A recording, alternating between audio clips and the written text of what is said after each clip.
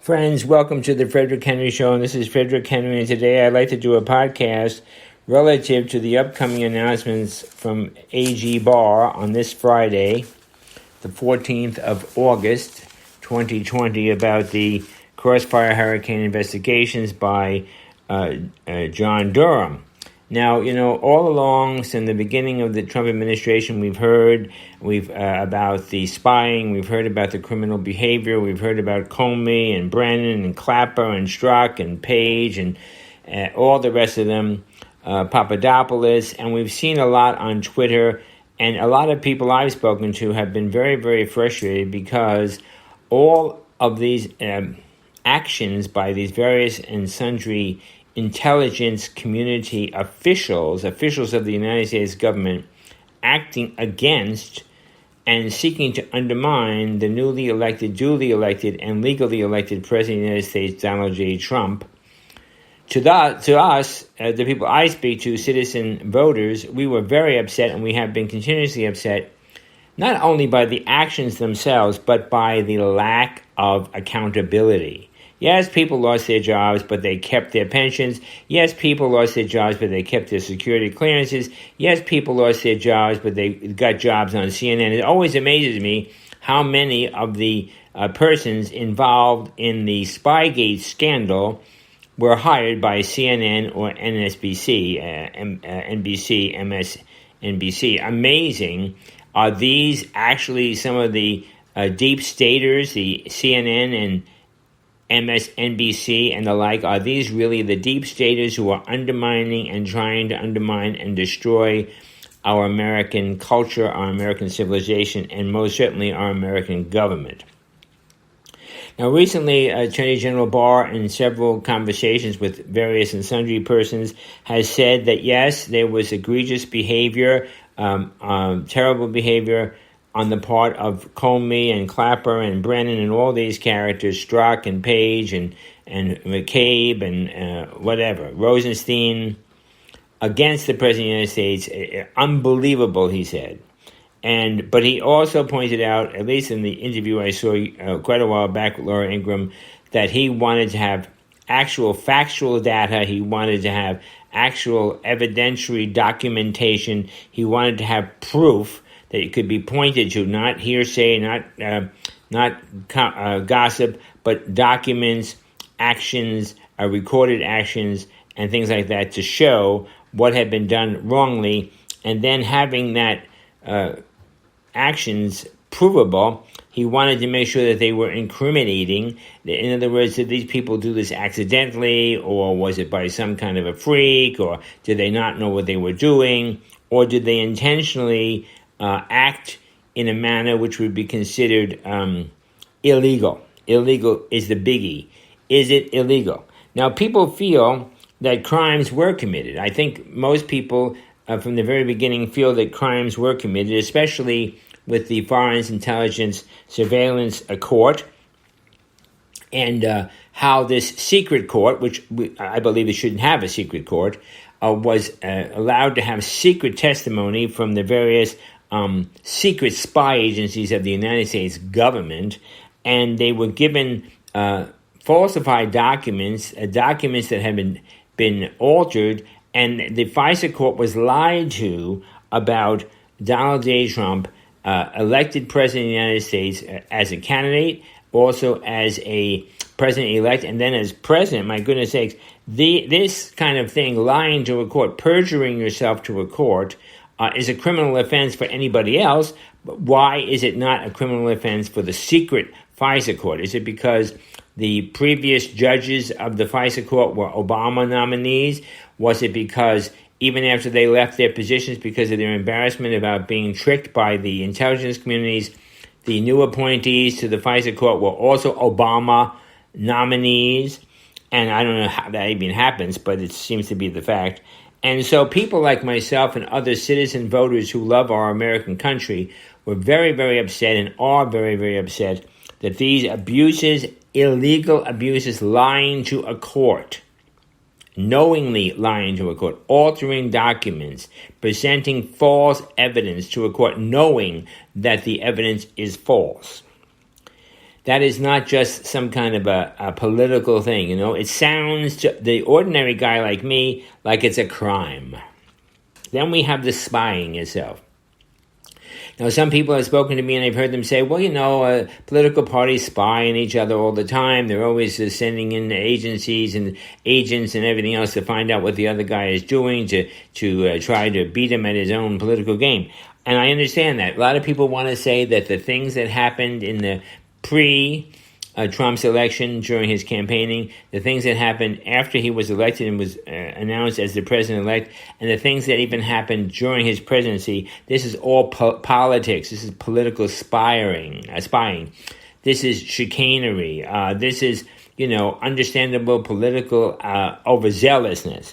However, I would suggest that the evidence seems to point to the fact that the government, as the government, acting in an official capacity as the government, that the agents of the various government agencies acting in their official capacity as agents of official government agencies conducted themselves not only unethically and immorally, but they acted criminally in spying on the President of the United States in the attempt to trick him into perjuring himself or incriminating himself or finding some way to trip him up to get him to fall into their trap, which I think doing that kind of thing on the part of the government against the government is in fact illegal, and if it isn't, it should be.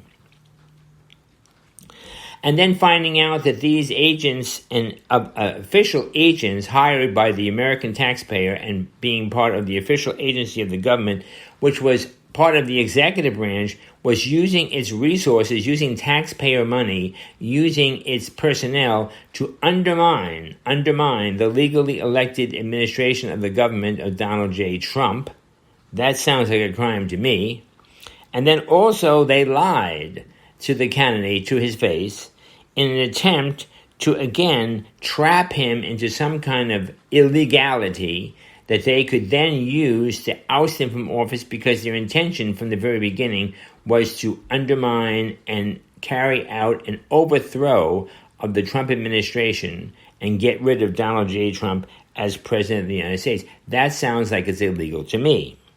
And then we have the whole idea of Rod Rosenstein, who was a attorney general, acting attorney general, and he was going to wear a wire. He was going to wear a wire around on his body in order to secretly record conversations with the President of the United States with the intention of trying to prove that the President of the United States was insane and he should be removed from office under the 26th Amendment.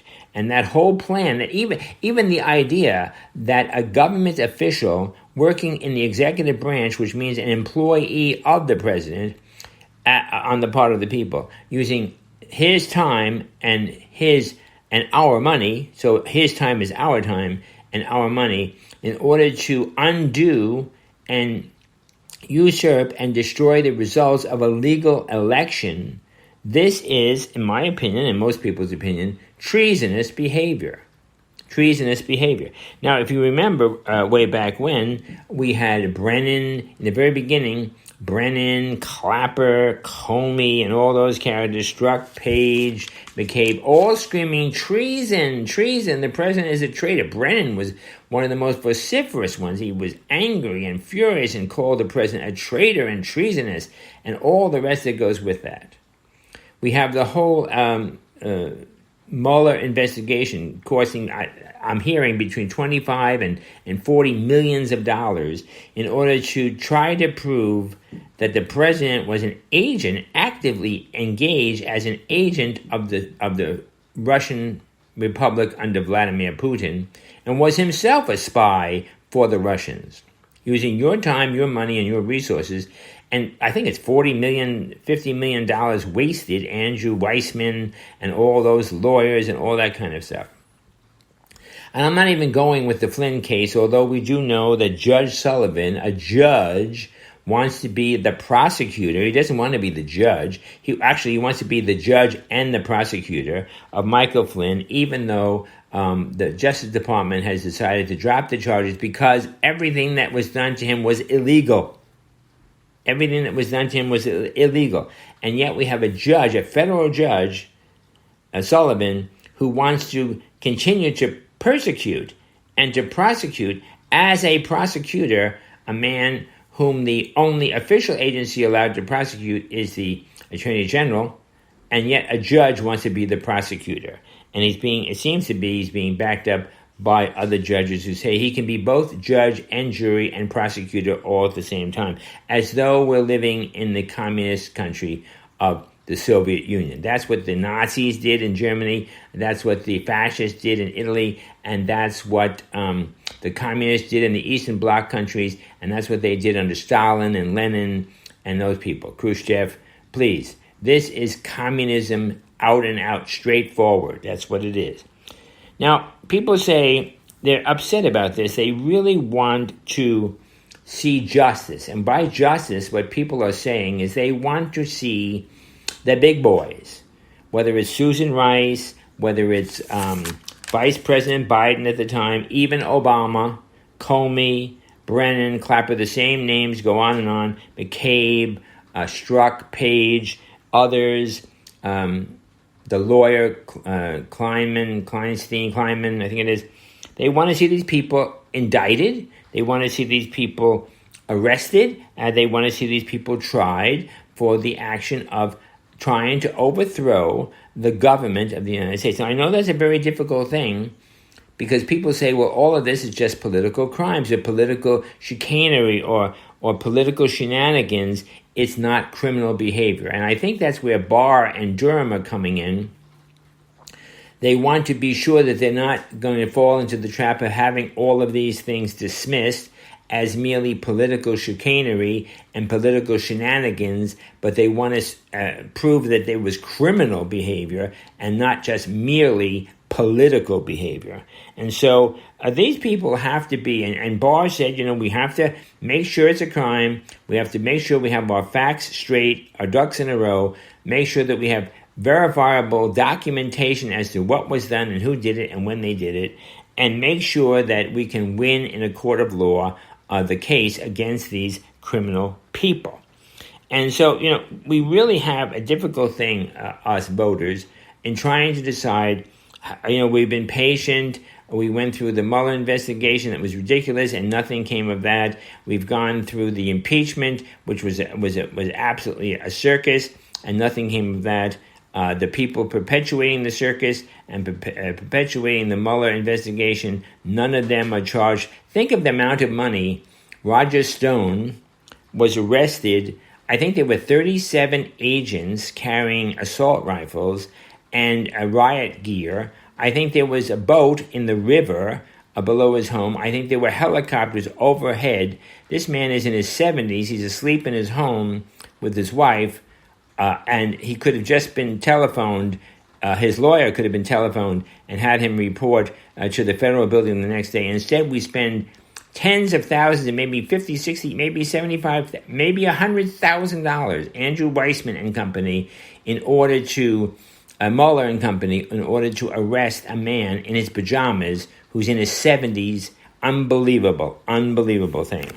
And people are still screaming about how could he possibly be let off from his 3-year prison term for supposedly lying to the FBI, not lying to a FISA court, not falsifying documents, not fostering a coup d'etat, not trying to kill or assassinate anybody, but merely perhaps lying to an FBI agent.